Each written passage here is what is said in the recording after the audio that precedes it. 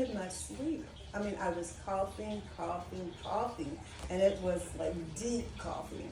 And so when I went to get my eyes checked, the eye doctor said, "Oh, you have a ruptured vessel here." And so he was thinking it was the diabetes, and I was telling him, I'm pretty sure that's from coughing. Yeah. But we did the blood work anyway.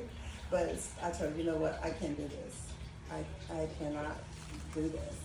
And when I read the side effects, the only way to get rid of the side effect is it wasn't something that was going to go away. The only way to get rid of the coughing was to stop taking the pill. And so it's like, we have to do something else because I can't do this. Wow. And then my son would come and stand in, when he was living with me, he would come and stand in, my bedroom door and look at me with like, were you looking at me like I did something wrong? All I'm doing is coughing. He goes, you want me to take you to the emergency room? I said, no. He goes, are you sure? It's like, no. I know what's wrong. He goes, all right. And he would go back, but the coughing irritated him so much. It's like, you're acting like you the one cough.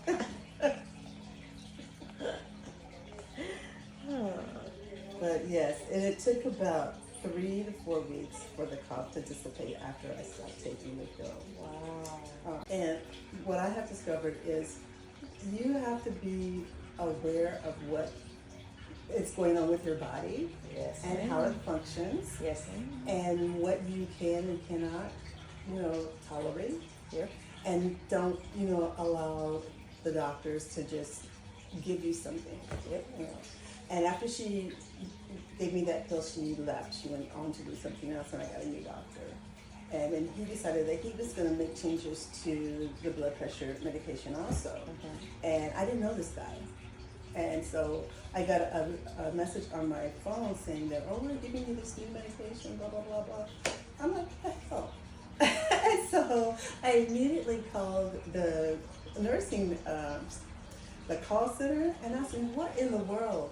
I said, why would you give me medication and you don't know me? You've Right. never seen me. Right. And he says, ma'am, please. Because I was just like, living.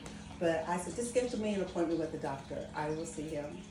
And I did. When I went in to see him, I just told him, I said, I have never laid eyes on you. You don't know me. I said, you didn't even have the decency to say, call and say, Mrs. Turner, what's going on in your life? What, are there any changes? Blah, blah, blah. Usually a doctor will ask you those questions, but you don't know me. Right. And you're prescribing medication for a person you have never laid eyes on. It's like, and he goes, okay. He realized, Yeah. I messed up. Yeah. And I told him, I'm not taking it. Yeah. And I didn't take it. So I said, you know what? Before you guys started to get all fancy, my blood pressure was under control. But you wanted to change it just because, new stuff was out and you wanted to, Experiment. I'm not an experiment.